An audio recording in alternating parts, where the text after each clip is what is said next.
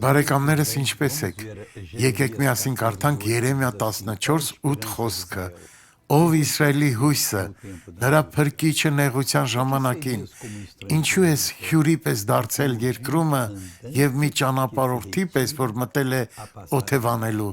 Աստված հիմա խոսում է յուրաքանչյուրիդ հետ ասելով, որ դուք ընտանիքի անդամ եք,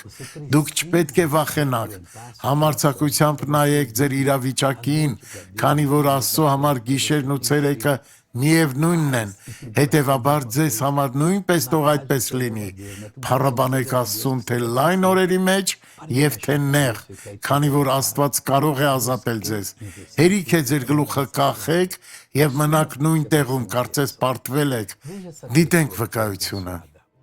Տանը մի օր գլորվեցի, ընկա ու մեջքի խնդիր առաջացավ ինձ մոտ։ Գլորվեցիք ընկաք։ Այո, շատ ցավոտ ընկա։ Երբ էր դա։ 3 տարի առաջ։ Շատ ցավեց, այո։ Այո, մեծ ցավ պատճառեց։ Շատ վատ է։ Աջ ոտքը ուրեմն։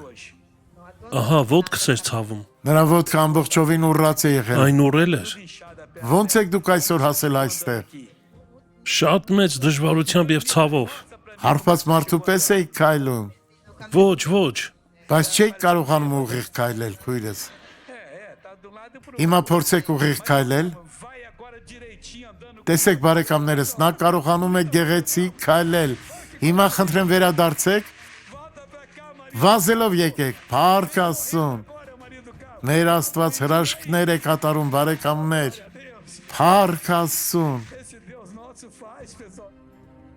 Եկեք հիմա աղոթենք։ Հայր,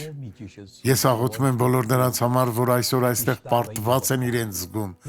Դու քո հրաշքը արդեն իսկ կատարել ես նրանց կյանքում և դա արթնացրել է նրանց։ Նրանք կհաղթահարեն այս փորձությունը Հիսուսի անունով։ Շնորհակալ ենք Տեր Աստված։ Աստված օրհնի ձեզ։